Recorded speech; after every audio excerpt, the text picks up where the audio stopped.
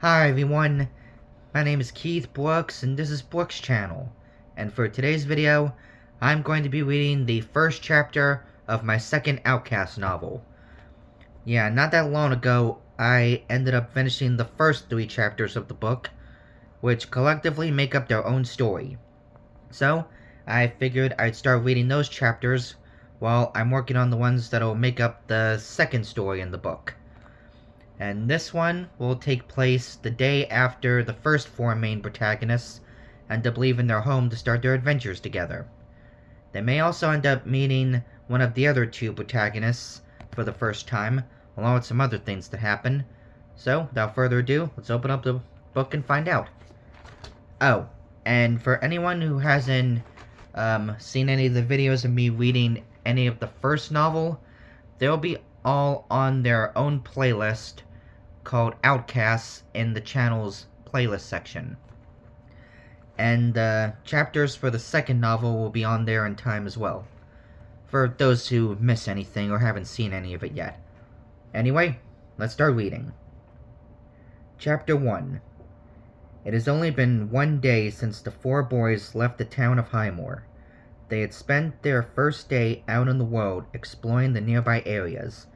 They drove along the road, just taking in the sights and enjoying their first ever taste of freedom. That is, until the current moment. "How did you forget to get gas?" Jay shouted angrily at Mitch. Their car was stalled on the middle of the road after running out of gas. At this point, Mitch and Jay were on the side of the road arguing. Joey was sitting on a rock, wondering what to do, and Woody was in the back seat, reading a map for places to get gas. "Sorry, but we were in a hurry," Mitch said to Jay, trying to defend himself. "We had to get out of town quick, and I had to get a bunch of crap all at once. So yeah, gas was the one thing that slipped my mind." Jay just facepalmed while groaning. He walked back to the car to talk to Woody from the window. "Hey Woody, you find anywhere we can get some gas?" Jay asked him, while trying to calm down. "Yeah, I just found a place," Woody replied. "There's a town with a gas station straight down the road. Downside, it's about 2 miles away." "Then let's not waste any time," Jay said, walking to the back of the car. "Mitch, give me a hand." "Why do you need help pushing a car?" Mitch asked with an eyebrow raised. "You're the one with super strength, and you're the one that forgot to get gas," Jay shot back at him. "Ugh, fine," Mitch groaned out, knowing he had no way out of it. He walked up to the right side of the car and grabbed onto it. "I'll help too," Joey shouted, running up to the left side and finding a grip same as Mitch. "Thanks, Joey," Jay said to him. "Now push!" All 3 boys began slowly pushing their car down the road, Jay doing most of the work with his superhuman strength, while Mitch and Joey merely supported. Woody stayed in the car's back seat, reading the map to ensure they stayed on course. Thus, their journey across the UR officially began.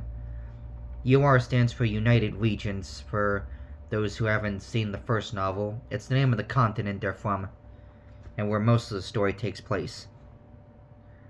After what felt like forever, the 4 boys finally reached their first destination, the town of Blackwells, a small, simple town just a few miles south of Highmore. It was named simply after the black stone wells built throughout the area. The water used in these wells were seen as salvation among weary travelers in old times. Now, they serve mainly as small tourist attractions. The boys stopped in front of the town's gas station. Jay let go of the car with a smile on his face. "Finally made it," Jay said to himself. "That wasn't so bad, eh guys?" After a moment with no answer, Jay looked to the side. Joey was slumping over the hood while groaning.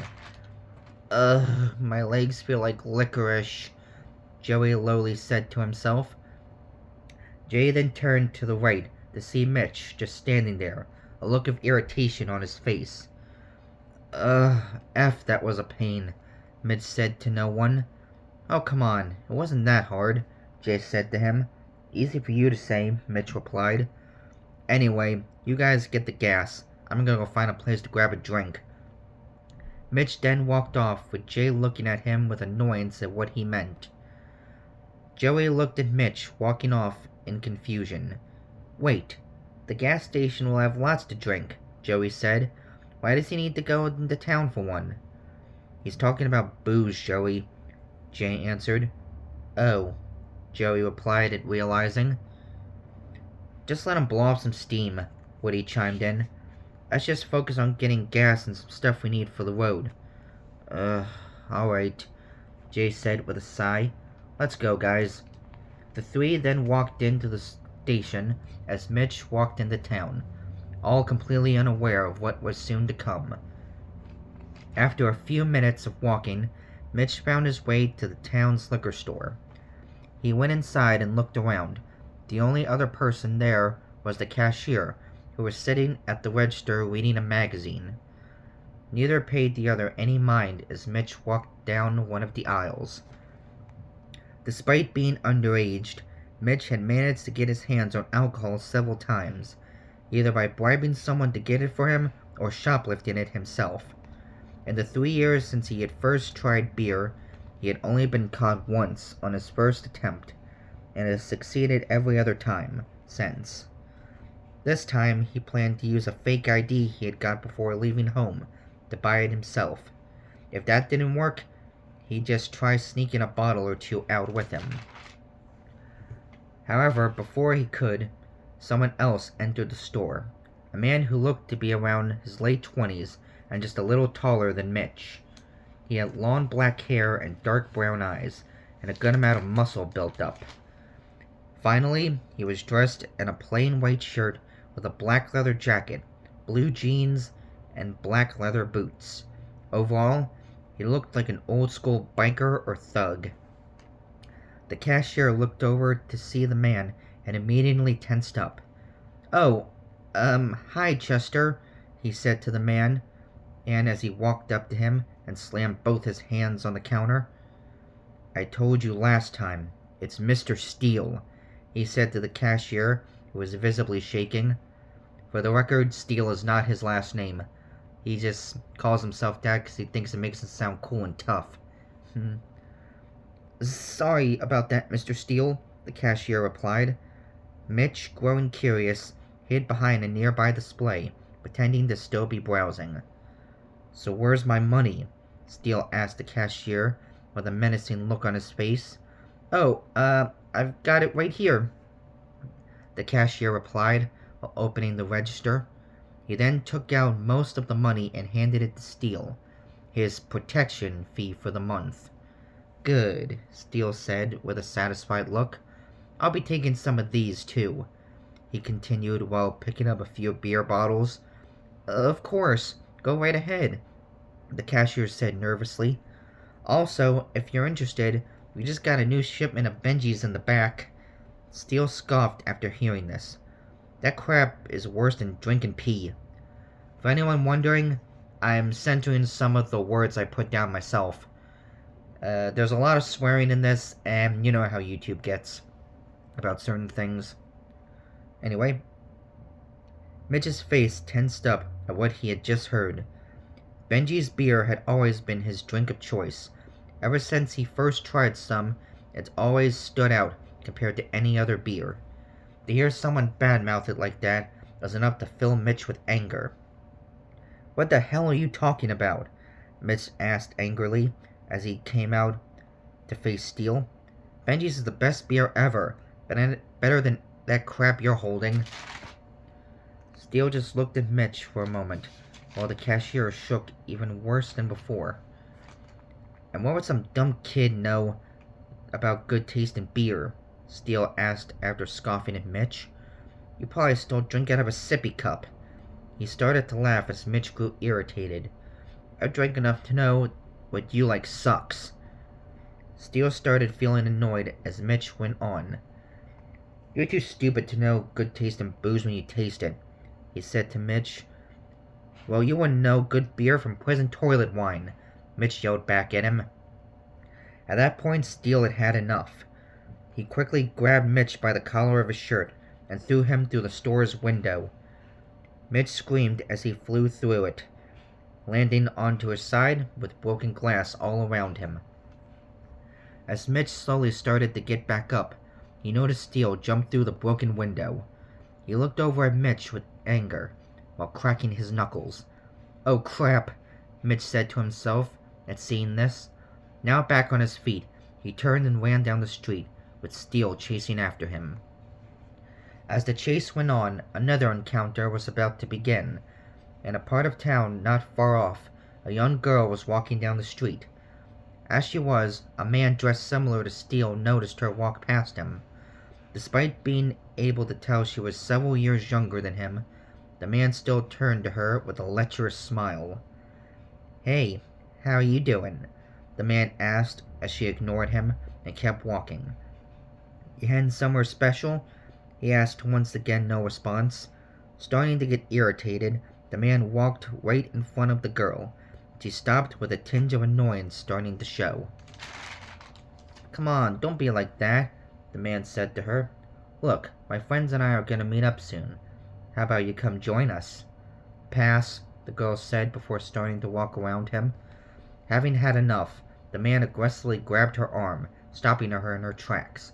"Quit being so stuck up," the man yelled angrily. "Now, just come on and—" He was immediately cut off as the girl snatched her arm out of the man's grip and grabbed his own arm. She then, with surprising strength, spun the larger man around and threw him into a nearby alleyway, the man letting out an unmanly yelp all the way. At the same time, Mitch was running down the alley with Steele chasing close by. Seeing a man flailing towards him out of nowhere, Mitch quickly dodged to the side, leaving the man to collide into Steele. They both crashed into one another with a loud "ooh" and fell to the ground, disoriented. Mitch stopped and turned to see what had just happened. He then turned to see the one responsible, who, at that point, he could only describe as a really hot chick. This girl, he would later know very well, was the martial arts student, Beth Sawyer. That's the end of the first chapter. Yeah, this is just a setup for the big events of the story. It's also where Mitch and the others will meet the fifth protagonist, Beth, for the first time. For those who haven't read the first novel or seen the videos of me reading it, she is introduced in the fourth chapter of the book. Yeah. And, yeah, her and Mitch are gonna have to come together with the others to get out of this situation, with Steele and the others who are basically part of his crew. Yeah, it'll be the first big battle of the story. Yeah. And, yeah, also want to apologize if I sound a little awkward on certain points. Yeah, I'm still not completely used to reading aloud like this, and some of my handwriting can be a little sloppy. I mentioned that before, so I can have some problems reading some of my own words at times. Yeah, those are two things I'm trying to work on. Part of the reason I'm doing these videos in the first place, that and sharing my story with you all. Regardless of my awkwardness, I hope you enjoy listening to the story, and hope you look forward to the next chapter. I'll try to get that out next week if I can. And yeah, that's about it. Not much else to say, so I'm just gonna end the video here. And as always, please let me know your thoughts about this war in the comments. And with that, I will see you all in the next video. Bye!